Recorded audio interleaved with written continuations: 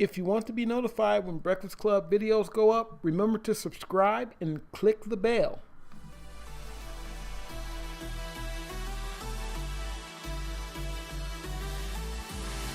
You say you wanna try, but you never do.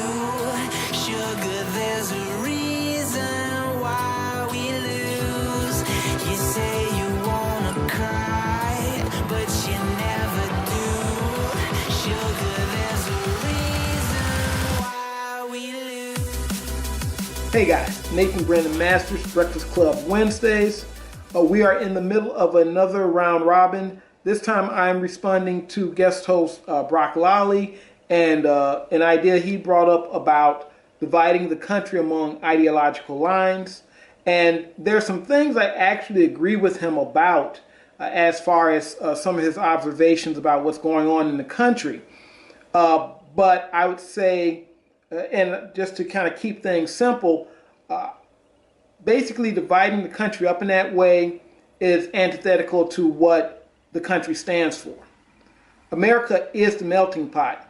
And if we let bad actors basically destroy that concept, we're basically going to let them win. You know, the whole, they win if we do this. In this case, yeah, they will win. They do win because they successfully divide the country. And as Got That Funk brought up, if we are so divided, we will fall. Our country will definitely fall because you can't stand if you're divided. It's a simple thing. And with that being the case, you are seeing with identity politics, it's so bad that even within those groups and within those organizations, they fight amongst themselves. I mean, it's something that you see all the time. You know, or groups that were, you know, especially when you talk about intersectionalism and things like that, these groups that are together supposedly will end up fighting amongst themselves over some very small stuff, over like just some very small difference, and then that group forms. So those groups can't stand, and you see what's happening in America today. People are turning away from that. People don't want that because they see the insanity there, and people are starting to fight back, and people are starting to say, no, we're not going to take this, and we don't want you here. We don't want you doing these things because we are being brainwashed. We are being told what's good is bad and what's bad is good. And one thing I can definitely agree with him on is we need to return to the Constitution. We have to have a constitutional America. And this is something about the Constitution. See, the biggest problem people have with the Constitution, I did a video about this, the biggest problem they have with it is it protects other people. See, nobody has a problem with the Constitution as long as it protects their rights. And you've seen this with Riley J. Dennis. Riley J. Dennis did a video a little bit ago talking about censorship. Well, Riley J. Dennis is known for censoring people. That's... I mean, come on. But it's okay to censor the other guy. It's not okay to censor me. It's that guy. That guy is always the problem. It's always the other person. So in my idea, that's what I would call a bad actor. Somebody who is always saying what's good for the goose is never good for the gander, or vice versa. That's a bad actor in my opinion. So these people are out there and they are controlling the narrative. I just saw a video from Sargon of Akkad who was talking about Media Matters and what their plan and objective is. You know, they are planning on trying to take over the media, and including social media. So this divisiveness is not happening organically. And going back to something else that Brock said, that Blair White also mentioned on Twitter, there was a time in America, I would say back like in the mid to late 90s, early 2000s, somewhere like to around the mid 2000s, there's a point in our history where we were doing pretty good. You know, and it's how Barack Obama got elected. I mean, we were at a point where we were like, man, we can elect a black president. We were doing pretty good. I mean, you know, you had a lot of black music out there. You had a lot of black shows. You had a lot of various ethnicities that were popping up. on screen and things like that, and we were doing fine. And then again, these bad actors came, and this is, and you guys know how I feel about this. I always say follow the money. I believe 100% that you had too many people that were making money, too many middle class people that were starting to come up and find ways to make money, especially with this technology that we use every day, YouTube, Google, Apple, all these people that were making it easier for people to create and make money, come up with ideas, things like that. People were making too much money. People were a little bit too happy.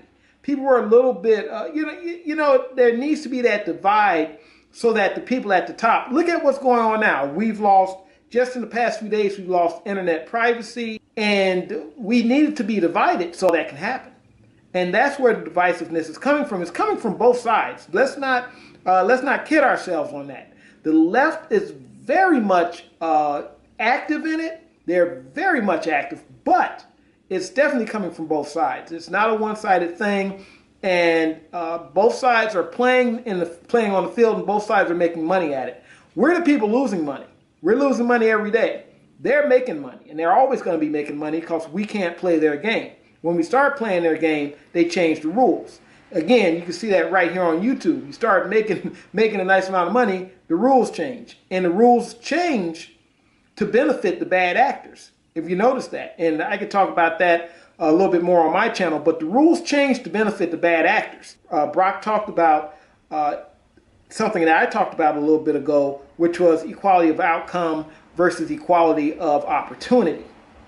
And the one thing I know about this is we can't all be rich. We can't even all be middle class. But what we can all do is be poor. That means that a bunch of people, we're talking about a large majority of people, poor, while a very small minority, which would be the 1%, maybe 2%, as people get more money, but as more people get poor, it'll probably still be 1%. But you're going to have that small group of people that have all the money. You might have a few sprinkled in there that are kind of in between, and then everybody else is poor. So you're going to see that divide get bigger and bigger and bigger, and that happens because we're divided. It's just something that we see every day. And the more we do identity politics, the more we play into that, the more divisive it will be, and the more divided we will be. So having a situation where people were to live in different places based on their ideology, that would only divide us further. And again, the more divided we are, the more the rich make money. The rich get richer, we get nothing, and it's consistent. This is something that you consistently see. Even people like Bill Maher pointed this out. The more we focus on something like, oh, this person made a joke, let's all attack this person. Oh, this person said something I didn't like, let's attack that person. Oh, you disagree with me on the internet, you're harassing me. The more we focus on that type of stuff, that's when your internet privacy can be taken away. That's when a million things can be done to you that you won't focus on because the media has you focusing on a lot of other bullshit that has nothing to do with what's going on in real life. And while I can say, yes, racism exists, sexism exists, all the isms, they're there.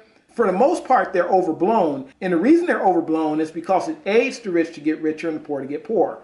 So, and going to some of the things Sister Danger brought up, because of the way our country is, you have parts of the country that pretty much supply the food. You have parts of the country that supply the technology. You have parts of the country that supply all these things. Suppose one part of the country decides, hey, I don't want to work with the other part of the country. We already have the blue state, red state thing. How much more divided do we really need to be before the whole thing falls apart? Because you have a whole half of the country who it used to be a whole half of the country just kind of disagreed with the other half, but whatever. Now it's the whole half of the country hates the other half of the country and wants to destroy it because they feel that, they've been trained that part of the country are the bad guys. Now, back in the day, you only had like a small group of people that thought that way. Oh, someone disagreed with me, they're the bad guys. Now you have a large group of people who feel that way. And you can't argue with that group of people. You can't you can't have any discussion with that group of people. It's just a large group of people that hate the other side because they feel the other side are just bad. And you can't even have ideas that kind of border on that because, well, that's bad. So if we divide the country that way, it does solidify the idea that we are different, that this person is different from that person, and that having a different view is the equivalent of being totally against the other person, because now we begin actually segregating ourselves based on ideology, which is actually happening in some places on college campuses and things like that. People are segregating themselves based on ideology or based on race, based on gender, based on things. They're saying, well, we're this and you are not allowed if you're not what we are. And you're going to see that happen more and more unless someone steps in and says no. People have to be willing to say no. And they have to be willing to get together with other people and say, no, this will not happen. And they have to stop being afraid. But what they risk is what's happening now with YouTube and what's happening now with a lot of places on social media, where if you stand up, everyone will attack you. So what do you think happens to a little part of America that decides, no, we're not going to play the game your way? Well, everybody will stand up and attack that small group and say that small group are Nazis, or that small group are socialists, or that small group are whatever the threat narrative is that week. So that's why I personally think it's a bad idea. And again, it's antithetical to the melting pot mentality of what this country is supposed to be. And the only reason the melting pot doesn't work is because of the bad actors within our culture, mainly within the media. So that's my take on it. All right, guys, you take it easy. Nathyn Brandon Masters. Comment section, you guys know what to do. Tomorrow, hopefully, we can have JJ Talks. I'm not exactly sure what's going to happen with that, whether she's going to be able to get a video up or not, but hopefully she will. And you guys take it easy, and You say you wanna try, but you never